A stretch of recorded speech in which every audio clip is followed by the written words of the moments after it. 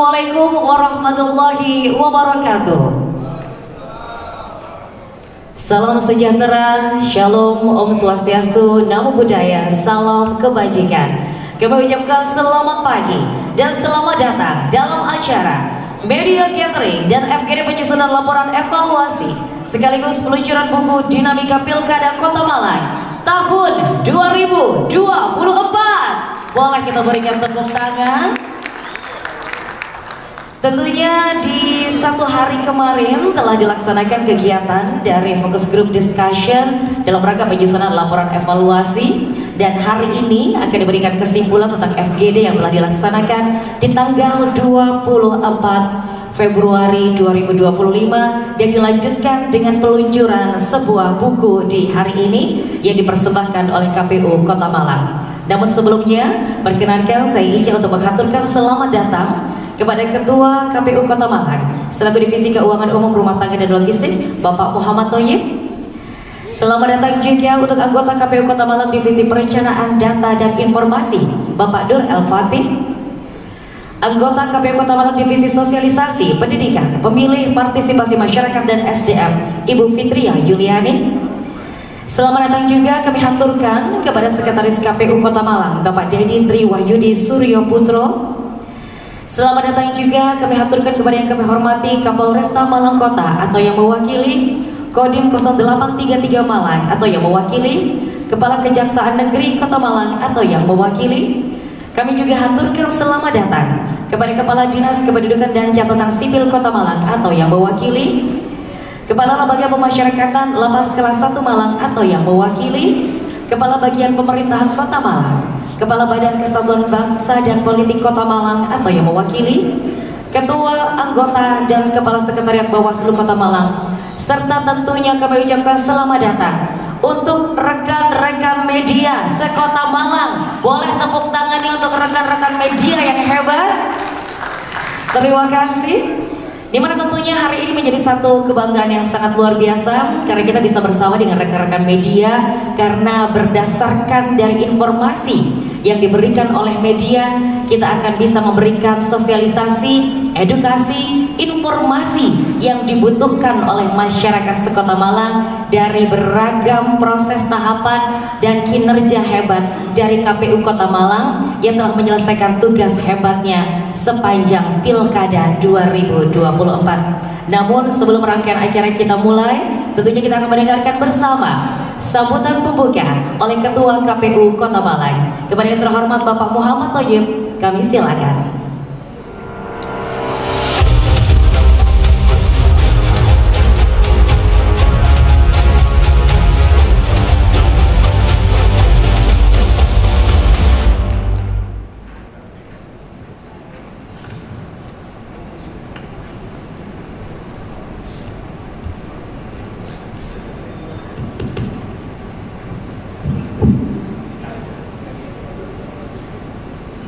Bukan sambutan bahasanya, melanjutkan. Bismillahirrahmanirrahim. Assalamualaikum warahmatullahi wabarakatuh. Alhamdulillahirabbil alamin wassalatu wassalamu ala asyrafil anbiya'i wal mursalin sayyidina Muhammadin wa ala alihi washabihi ajmain. Wa ba'du. Yang saya hormati para pimpinan jajaran Forkopimda, kepala dinas, lembaga terkait, stakeholder kami. Yang saya hormati teman-teman komisioner anggota KPU Kota Malang, Pak Sekretaris KPU Kota Malang beserta sekretariatan, yang saya hormati para fasilitator, teman-teman Bawaslu serta kawan-kawan media yang saya banggakan. Alhamdulillah, setelah kita melakukan FGD semalam hingga kira-kira pukul 11, FGD dapat kita rampungkan dari 2 kelas dengan 4 pokok pembahasan. Saya mengucapkan terima kasih atas partisipasi semua pihak yang hadir dalam FGD, yang turut memberikan kritik, saran, masukan atas evaluasi pelaksanaan tahapan Pilkada 2024.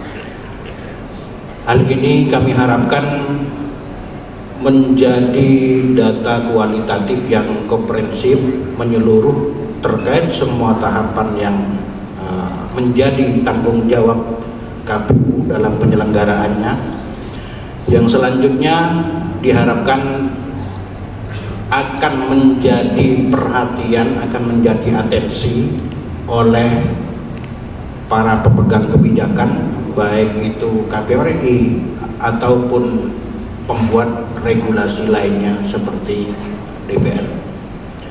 Oleh karena itu, masukan, saran, kritik dari para peserta FGD bagi kami sangatlah penting sebagai bahan evaluasi kami secara internal, sebagai masukan yang akan kami kirim kepada pemimpin kami di pusat, juga sebagai bahan evaluasi secara keseluruhan hasil FGD nasional. Karena FGD ini dilakukan nasional, secara nasional berdasarkan instruksi KPU RI. Juga saya ucapkan terima kasih kepada para fasilitator yang telah mendampingi para peserta FGD. Fasilitator ini termasuk orang-orang yang berpengalaman, yang juga bisa menjadi referensi kami peningkatan atau penurunan kualitas pelaksanaan pilkada dari periode ke periode. Tak banyak yang saya sampaikan. Untuk mempersingkat waktu, sebentar lagi akan dibacakan hasil FGD dari peserta yang terlibat tadi malam, dan kalaupun ada masukan tambahan kami persilahkan, tapi tidak usah banyak-banyak karena waktunya sudah kita fasilitasi semua. Sekian dari saya, sekali lagi saya ucapkan terima kasih. Selanjutnya saya serahkan kepada fasilitator untuk membacakan hasil FGD yang dilakukan pada tanggal 24 semalam. Sekian dari saya. Billahi taufik wal hidayah. Assalamualaikum warahmatullahi wabarakatuh.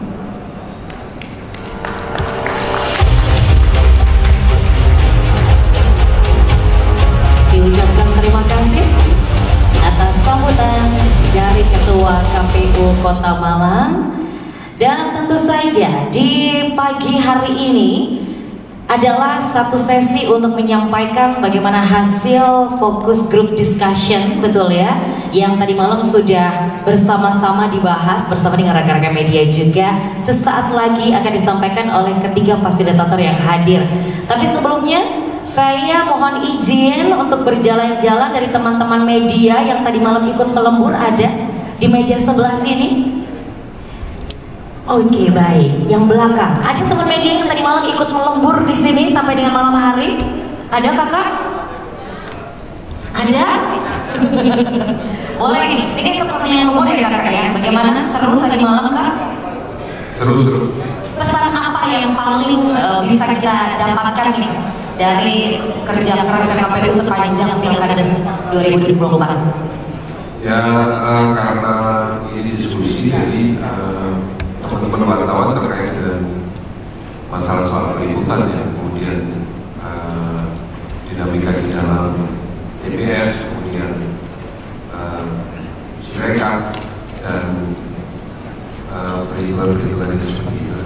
Baik, jadi banyak PR, banyak kritisasi juga ya. Jadi tepuk tangan dulu untuk rekan-rekan media sekota Malang. Terima kasih untuk support hebatnya. Karena tentunya kita akan segera mendengarkan bagaimana hasil dari fokus group discussion dalam penyusunan laporan evaluasi pemilihan tahun 2024 yang tentu saja pada kesempatan ini akan secara langsung disampaikan oleh ketiga fasilitator. Untuk itu dengan hormat kami mengundang Bapak Denny Rahmat Bahtiar, Bapak Nur Zaini Bikan Utomo dan juga Bapak Isudin Fuad Fatoni. Boleh kita berikan tepuk tangan yang hangat dan meriah untuk ketiga fasilitator ganteng kita di pagi hari ini. Disilakan.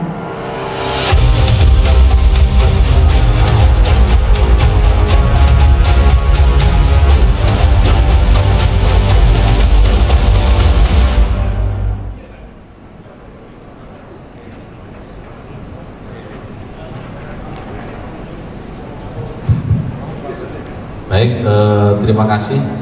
Bismillahirrahmanirrahim. Assalamualaikum warahmatullahi wabarakatuh. Selamat pagi, salam sejahtera untuk kita semua.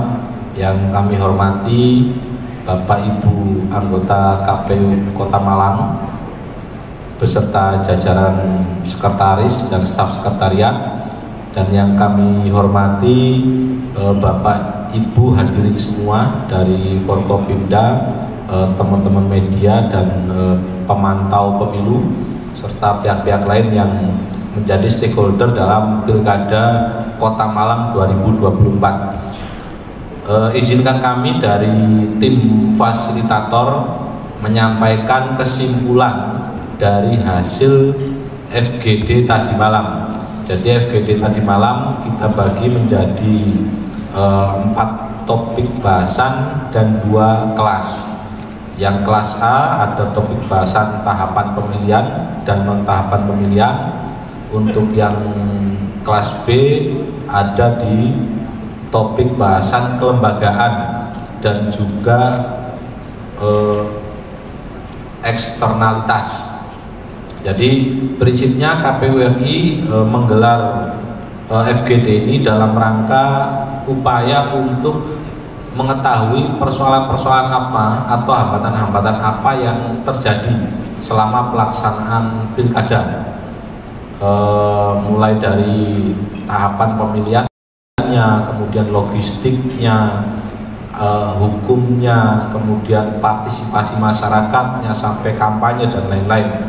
Intinya secara komprehensif kita evaluasi, dan evaluasi itu sudah dilakukan oleh teman-teman KPU, sudah dilaporkan kepada KPU RI. Nah, kemudian forum FGD tadi malam itu untuk memperdalam dalam rangka memvalidasi kondisi-kondisi lapangan. Makanya kenapa diundang banyak stakeholder di Kota Malang yang terlibat baik langsung maupun tidak langsung dalam proses Pilwali 2024 kemarin. Cukup dinamis pelaksanaan FGD tadi malam. Karena mayoritas adalah teman-teman media, maka yang disampaikan pun usulan dan gagasan teman-teman itu banyak kaitannya yang memang kaitannya dengan pemberitaan. Tidak hanya terkait dengan kejadian-kejadian, tetapi bagaimana model koordinasi atau model penyampaian informasi dari KPU RI terhadap tahapan-tahapan yang terjadi. Contohnya kayak Sirekap. Tadi malam sempat ada yang disampaikan bahwa Sirekapnya KPU kurang update dalam artian Sirekap itu kan fungsinya juga sebagai sarana informasi publik, sehingga publik itu bisa langsung tahu hasil dari TPS yang sudah selesai. Nah, ternyata teman-teman media ada juga yang menemukan kenapa kok ada yang kosong-kosong form C hasilnya di Sirekap. Ternyata ada beberapa yang ditemukan KPPS itu tidak memahami proses upload C hasil kepada Sirekap, sehingga ini juga menjadi PR. KPU diberi masukan untuk lebih optimal dalam proses BIMTEK. Jadi seperti itu.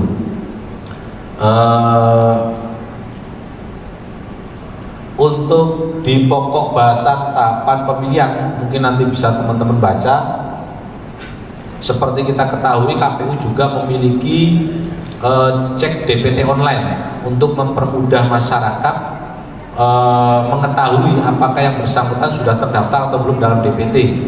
Kemudian mengecek kita terdaftar di TPS mana. Lah, keluhannya kemarin itu akses untuk cek DPT online lemot. Nah, ini juga menjadi masukan dari teman-teman dalam forum FGD. Kemudian pemasangan iklan kampanye, saya nggak tahu regulasinya. Memang kan media massa itu kalau di peraturan KPU ada media massa cetak, kemudian media massa cetak, elektronik, sama online ya. Jadi elektronik sama online ini dibedakan lagi. Nah, ini saya nggak tahu nanti kebijakannya seperti apa, tetapi yang disampaikan oleh teman-teman media bahwa iklan kampanye ini juga semestinya disampaikan kepada teman-teman media online. Kemudian pembagian zonasi kampanye. Jadi selama pemilu dan pilkada 2024 memang tidak ada pembagian zonasi kampanye, tidak ada pengaturan. Jadi prinsipnya kalau jadwal kampanye itu mulai tanggal sekian bulan sekian sampai tanggal sekian bulan sekian, semua peserta pemilu itu boleh melakukan kampanye dengan semua metode kampanye kecuali rapat umum sama iklan media massa. Nah ini kadang-kadang kayak misalnya metode kampanye pertemuan terbatas atau pasar murah misalnya. Ini masukan dari teman-teman media yang meliput di acara-acara kampanye.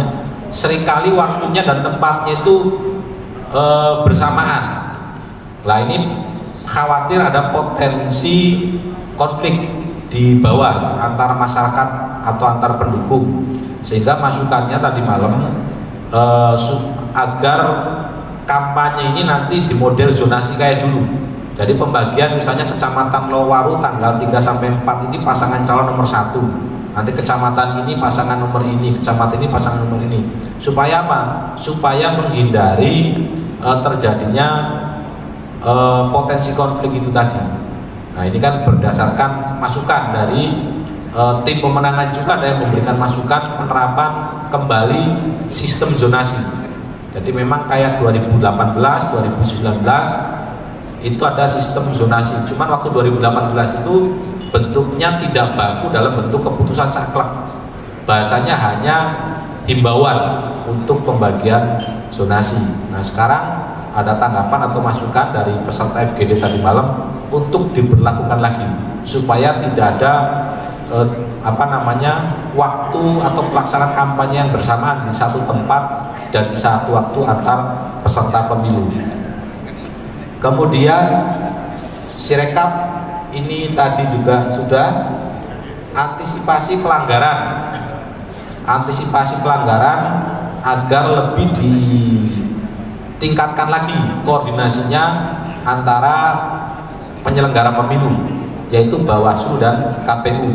Jadi ketika ada potensi-potensi pelanggaran, KPU dan Bawaslu melakukan inventarisir masalah. Kira-kira mana-mana saja berpotensi pelanggaran, apakah dari tafsirnya, apakah dari kondisi sosial masyarakatnya, atau kondisi-kondisi lain, sehingga ini perlu diantisipasi. Dan sarannya untuk ditingkatkan lagi termasuk dengan stakeholder, mulai dari peserta pemilu dan juga dari teman-teman media supaya bisa melakukan penyebarluasan informasi. Next. Kemudian untuk pokok bahasan tahapan pemilihan ini, jadi memang selama pilkada kemarin berbeda dengan pemilu. Kalau pemilu ada lokasi khusus ya untuk teman-teman lapas. Lah selama pilkada kemarin ini tidak ada.